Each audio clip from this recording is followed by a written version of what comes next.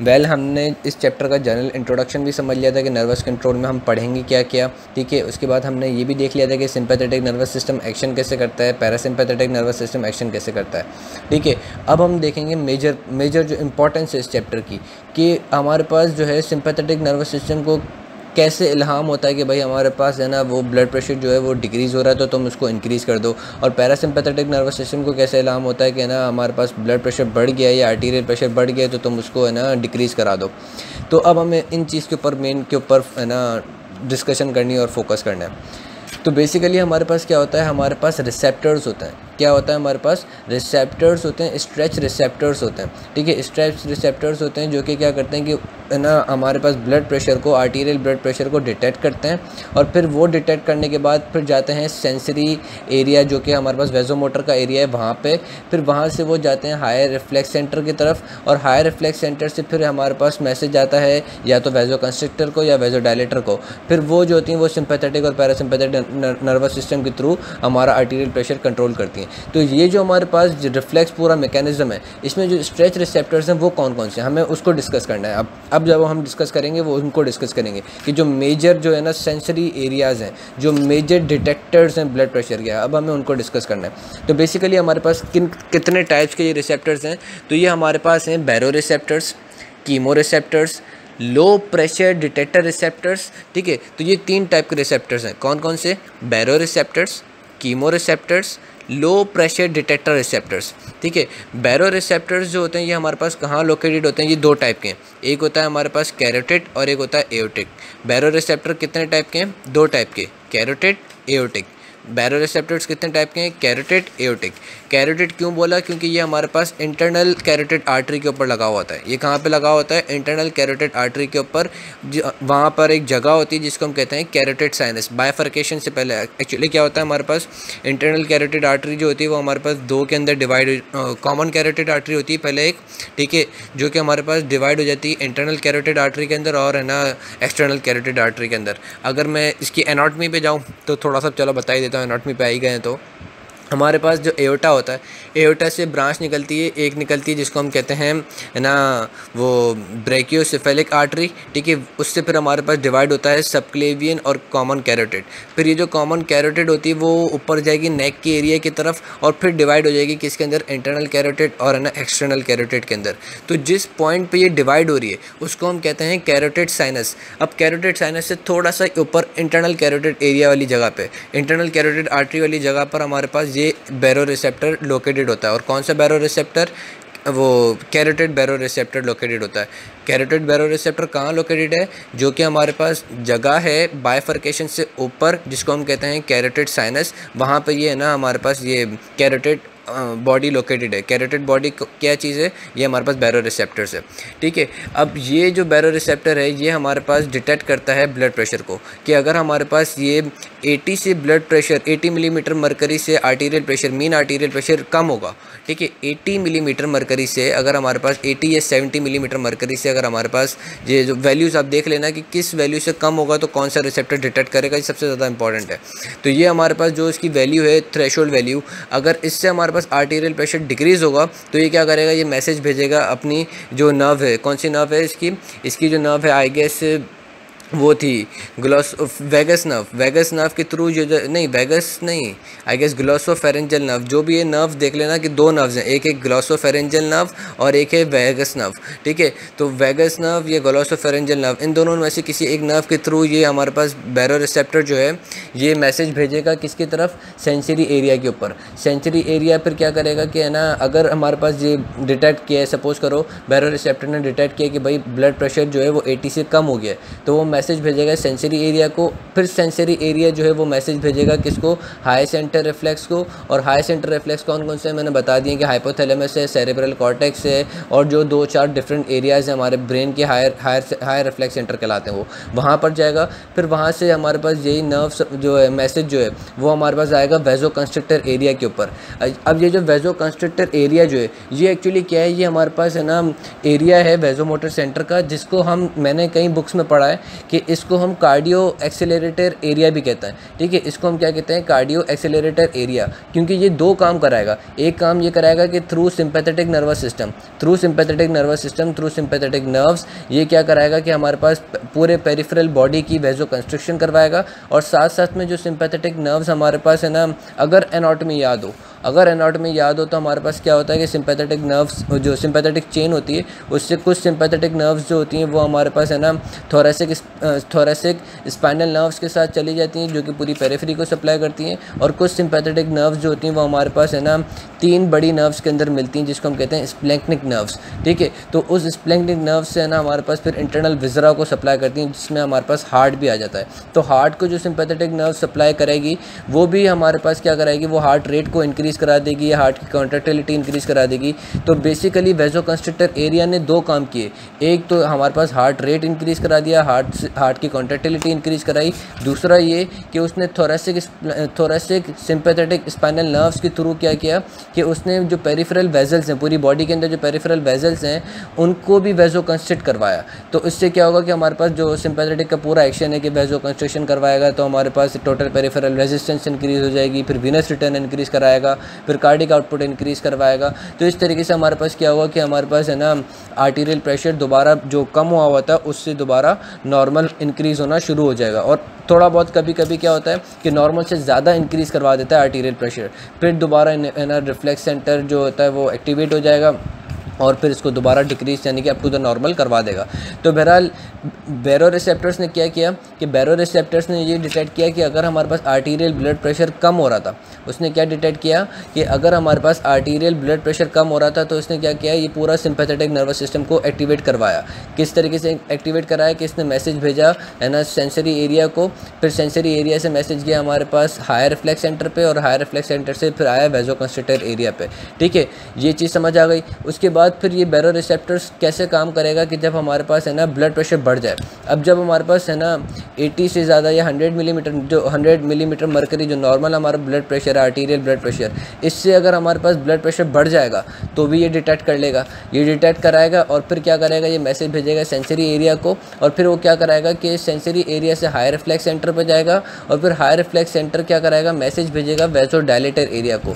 और ये वेजो dilator area अब डायरेक्टली पैरासिम्पैथेटिक को एक्टिवेट नहीं कर देगा, क्योंकि अब ये जो वेजो डायलेटर एरिया है इसको हम कहते हैं कार्डियो इनहिबिटरी एरिया भी कहते हैं। मैंने एक जगह बुक में पढ़ा है ये, ठीक है। इसको हम कार्डियो इनहिबिटरी एरिया भी कहते हैं। तो ये क्या कराएगा कि जैसे हमारे पास हायर रिफ्लेक्स सेंटर से मैसेज आया कार्डियो इनहिबिटरी एरिया पे, तो ये 2 काम कराएगा। एक तो भाई पैरासिम्पैथेटिक नर्वस सिस्टम को एक्टिवेट करा देगा और हार्ट रेट जो है वो डिक्रीज़ करा देगा और हार्ट की कॉन्ट्रैक्टिलिटी वगैरह जो है वो डिक्रीज़ करा देगा।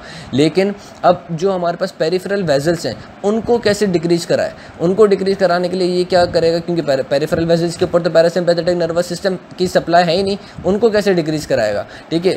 उनको डिक्रीज़ कराने के लिए क्या करे, उनको डिक्रीज़ करवाना भी लाजमी है, क्योंकि हमारे पास ब्लड प्रेशर बढ़ रहा है, ठीक है। अब हमें ब्लड प्रेशर को रिड्यूस कराना है मीन्स कि वेजो डायलेशन करवानी है। अब वो वेजो डायलेशन कैसे होगी, वो वेजो डायलेशन ऐसे होगी कि जो कार्डियो इनहिबिटरी एरिया जो है ना वो क्या करेगा, वो वेजोकंस्ट्रिक्टर एरिया को इनहिबिट कर देगा। वो क्या करेगा कि वो वेजोकंस्ट्रिक्टर एरिया को इनहिबिट कर देगा। अब जाहिर सी बात है अगर वेजोकंस्ट्रिक्टर एरिया जो है वो इनहिबिट हो जाए तो अब सिंपैथेटिक नर्वस सप्लाई जो है वो है ना मतलब पूरी बॉडी को मिलेगी, नहीं मिलेगी। अब जब सिंपैथेटिक नर्वस सप्लाई पूरी बॉडी को नहीं मिलेगी तो क्या होगा, आहिस्ता आहिस्ता हमारे पास वेजल्स जो हैं जो कि नॉर्मली पार्शियली कंस्ट्रिक्टेड होती हैं बिकॉज ऑफ सिंपैथेटिक एक्टिविटी, अब वो है ना लॉस होना शुरू हो जाएंगी और हमारे पास क्या होगा कि वेजल जो है वो डायलेट होना शुरू हो जाएगी। वेजल डायलेट होना शुरू हो जाएगी तो क्या होगा कि हमारे पास आर्टीरियल प्रेशर जो है वो डिक्रीज़ होना शुरू हो जाएगा। जैसे ही नॉर्मल वैल्यू अटेन हो जाएगी तो फिर हमारे पास जो है ना ये वो जो इनहिबिशन हो रही थी वेजोकंस्ट्रिक्टर एरिया की वो ख़त्म हो जाएगी। जैसे ही हमारे पास नॉर्मल वैल्यू जो है वो अटेन हो जाएगी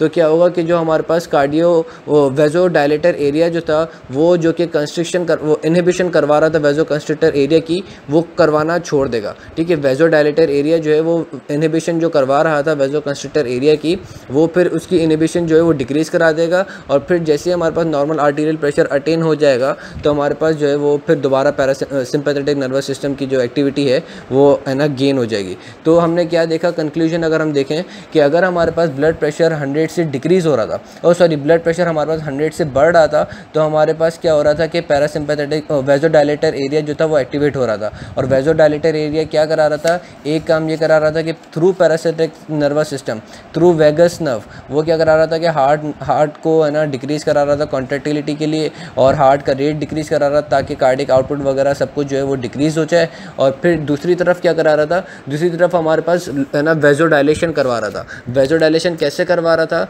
कि वो वेजो कंस्ट्रिक्टर एरिया को इनहिबिट करवा रहा था, जिसकी वजह से क्या हो रहा था कि सिंपैथेटिक नर्वस सिस्टम की जो पार्शियल कंस्ट्रिक्शन टोन थी वो डिक्रीज़ हो रही थी, और हमारे पास वेजल जो है वो नॉर्मल साइज से ज़्यादा डायलेट हो रही थी। वो इस वजह से डायलेट हो रही थी ताकि जो हमारे पास ब्लड प्रेशर बढ़ा हुआ था वो हमारे पास नॉर्मल पे आ जाए। अब जैसे नॉर्मल पे आएगा तो हमारे पास ये इनहिबिशन जो थी वेजो कंस्ट्रिक्टर एरिया की वो ख़त्म हो जाएगी, और फिर हमारे पास नॉर्मल जो है वो है ना value sympathetic nervous system activate हो जाएगा और पार्शियल कंस्ट्रक्शन दोबारा करवा देगा, और हमारे पास normal arterial blood pressure attain हो जाएगा। अब ये जो हमने देखा कि जिसमें हमारे पास आर्टीरियल ब्लड प्रेशर बढ़ रहा था और उसको है ना बैरोरिसेप्टर ने रिड्यूस करवाया, इस मैकेनिज्म को कहते हैं मैरीज रिफ्लेक्स। इसको क्या कहते हैं, मैरीज रिफ्लेक्स। इस रिफ्लेक्स को क्या कहते हैं, मैरीज रिफ्लेक्स, के जिसमें बैरोरिसेप्टर जो है वो हमारे पास है ना blood pressure, increase blood pressure को रिड्यूस करवाए। इसको हम क्या कहते हैं, मैरीज रिफ्लेक्स। हम बैरोरिसेप्टर्स को डिस्कस कर रहे थे, तो उसमें मैंने एक जनरल बैरोरिसेप्टर्स का एक्शन बताया था कि बैरोरिसेप्टर कैसे एक्शन करते हैं। उसमें मैंने एक मिस्टेक ये की कि मैंने कैरोटिड डिफ़ाइन किया, एओर्टिक तो डिफ़ाइन ही नहीं किया। तो बहरहाल कैरोटिड जो होता है वो हमारे पास बाइफर्केशन के ऊपर लगा हुआ होता है, और एओर्टिक जो होता है वो हमारे पास एओर्टिक आर्च की तरफ होता है। तो जो एओर्टिक बैरोरिसेप्टर्स होता है वो अपनी सेंसेशन भेजता है थ्रू वेगस नर्व, और जो हमारे पास कैरोटिड है ना बैरोरिसेप्टर होता है वो अपनी सेंसेशन भेजता है थ्रू है ना वो हैरिंग्स नर्व्स। और ये हैरिंग्स नर्व ऊपर जाके कनेक्ट होती है ग्लोसोफेरेंजियल नर्व में, और फिर ये ग्लोसोफेरेंजियल नर्व जो होती है वो एंड होती है सेंसरी एरिया जो कि लोकेटेड होता है इन द वेजोमोटर एरिया। ठीक है, तो ये थोड़ी सी चीज़ें थी जो कि मैं स्किप कर गया था। और दूसरी एक और चीज़ कि हमने बैरोरिसेप्टर का एक्शन तो देख लिया था कि किस तरीके से वो है ना हमारे पास सिंपैथेटिक नर्वस सिस्टम को एक्टिवेट कराता है और किस तरीके से पैरासिम्पैथेटिक नर्वस सिस्टम को एक्टिवेट करवाता है। साथ साथ में हमें दूसरी चीज़ ये देखनी होगी कि कब हमारे पास कैरोटिड रिसेप्टर एक्टिवेट होगा और कब हमारे पास एओर्टिक रिसेप्टर एक्टिवेट होगा। तो कैरोटिड रिसेप्टर उस वक्त एक्टिवेट होगा जब हमारे पास मीन आर्टीरियल ब्लड प्रेशर जो है वो हमारे पास डिक्रीज़ हो रहा हो, 50 से डिक्रीज़ हो रहा हो। किससे डिक्रीज़ हो रहा हो, 50 या 60, जो इसकी वैल्यू है ना प्रॉपर वैल्यू, वो आप लोग देखना कि अगर इससे डिक्रीज़ हो रहा होगा तो ये हमारे पास है ना ब्लड प्रेशर को बढ़ाने के लिए है ना ये कैरोटिड एक्शन लेगा। लेकिन अगर हमारे पास 100 से ऊपर जा रहा है तो है ना ये तब मतलब डिक्रीज़ करवाने के लिए 100 से अगर हमारे पास ब्लड प्रेशर ऊपर बढ़ रहा है तो उसको डिक्रीज़ करवाने के लिए भी कैरोटिड एक्शन लेगा। इसी तरीके से एओर्टिक है, एओर्टिक सबसे ज़्यादा इंपॉर्टेंट है, और एओर्टिक बैरोरिसेप्टर जो है इसी की बेस पर हमारे पास बैरोरिसेप्टर स्ट्रॉन्ग नर्वस कंट्रोल में आ जाता है कि क्योंकि मैंने बताया बैरोरिसेप्टर दो टाइप के, कैरोटिड और एओर्टिक। तो बैरोरिसेप्टर की असली वैल्यू जो है वो इस एओर्टिक की वजह से, क्योंकि एओर्टिक जो है ना वो डिटेक्ट करता है कि अगर 100 मिलीमीटर मरकरी जो हमारा नॉर्मल आर्टीरियल प्रेशर है इससे अगर हमारे पास कम या ज़्यादा हो रहा है तो ये डिटेक्ट कर लेता है, और फिर ये मैसेज भेजेगा थ्रू वेगस नर्व, और वेगस नर्व से मैसेज जाएगा कहाँ पर, हमारे पास मैसेज जाएगा वहाँ पे सेंसरी एरिया पे, और फिर सेंसरी एरिया जो है वो फर्दर है ना एक्टिवेट करवाएगा हायर रिफ्लेक्स सेंटर को, और हायर रिफ्लेक्स सेंटर से फिर हमारे पास मैसेज आएगा या तो वेजो कंस्ट्रक्टर को या वेजो डायलेटर को, फिर वो मतलब पूरा मैकेनिज्म होगा। ठीक है, एक तो चीज़ हमने ये डिस्कस कर ली, पूरा बैरोरिसेप्टर हो गया। और मैरी रिफ्लेक्स का भी मैंने बता दिया था। मैरी रिफ्लेक्स में क्या होता है कि हमारे पास बैरोरिसेप्टर जो होता है वो इंक्रीज आर्टीरियल प्रेशर को कम करवाता है up to the normal value.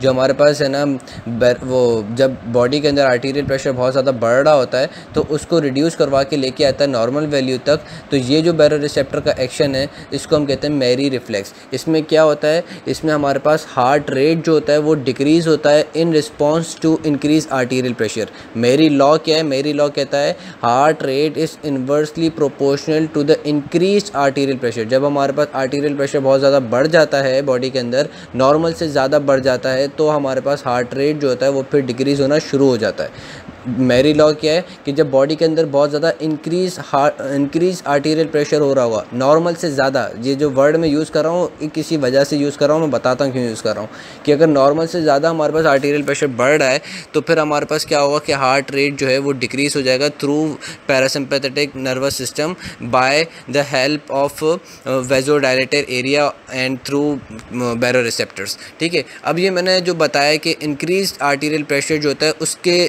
उसका जो जो मतलब वो होता है कॉन्सिक्वेंस होता है वो ये होता है कि हमारे पास हार्ट रेट जो होता है वो डिक्रीज़ हो जाता है। ये मैंने इस वजह से कहा क्योंकि जब हमारे पास बॉडी के अंदर आर्टीरियल प्रेशर डिक्रीज़ हुआ होता है, बॉडी के अंदर आर्टीरियल प्रेशर जब हमारे पास डिक्रीज़ हुआ होता है तो उसको इंक्रीज़ कराने के लिए भी हम क्या करते हैं कि आर्टीरियल प्रेशर को इंक्रीज़ करवाते हैं थ्रू सिंपैथेटिक नर्वस सिस्टम। और जब सिंपैथेटिक नर्वस सिस्टम एक्टिवेट हो जाता है तो हमारे पास बॉडी के अंदर आर्टीरियल प्रेशर भी बढ़ रहा होता है, लेकिन अप टू द नॉर्मल तक आर्टीरियल प्रेशर बढ़ रहा होता है। क्योंकि पहले बॉडी में आर्टीरियल प्रेशर कम था, उसको हमें इंक्रीज करवाना था up to the arterial pressure, तो हमारे पास सिंपैथेटिक नर्वस सिस्टम एक्टिवेट हुआ और उसने फिर हार्ट रेट को इंक्रीज़ करवाया। हार्ट रेट कब इंक्रीज़ हो रहा है कि जब हमारे पास बॉडी के अंदर आर्टीरियल प्रेशर डिक्रीज़ हुआ है, उसको हमें इंक्रीज़ कराना है, इंक्रीज़ करवाना है आर्टीरियल प्रेशर को, क्योंकि बॉडी के अंदर आर्टीरियल प्रेशर डिक्रीज़ हुआ था। तो इसलिए हमारे पास हार्ट रेट इंक्रीज़ हुआ बाय सिंपैथेटिक नर्वस सिस्टम कि वो हमारे पास ज़्यादा कार्डिक आउटपुट दे और ज़्यादा कॉन्ट्रैक्ट करे, मोर फोर्स से कॉन्ट्रैक्ट करे, ताकि हमारा arterial pressure up to the normal आ सके। ठीक है, तो ये उसको उससे रिलेट नहीं करना कि भाई हमेशा जो है वो जब इंक्रीज़ आर्टीरियल प्रेशर हो रहा होगा तो हार्ट रेट डिक्रीज़ होगा। आपको ये भी देखना होगा कि इंक्रीज़ आर्टीरियल प्रेशर किस लिए हो रहा है। अगर हमारे पास कम से मतलब बॉडी के अंदर पहले कम था आर्टीरियल प्रेशर और अब वो बढ़ रहा है अप टू द नॉर्मल, तो हार्ट रेट इंक्रीज़ होगा। लेकिन अगर बॉडी के अंदर पहले ही आर्टीरियल प्रेशर बहुत ज़्यादा बढ़ा हुआ है, नॉर्मल से ज़्यादा बढ़ा हुआ है, तो उसको रिड्यूस कराने के लिए पैरासिम्पैथेटिक सिस्टम एक्टिवेट होगा और हार्ट रेट जो होगा वो डिक्रीज़ होगा। ये हमारे पास है मेरी रिफ्लेक्स। हो सकता है वाइवा वगैरह में कोई चीज़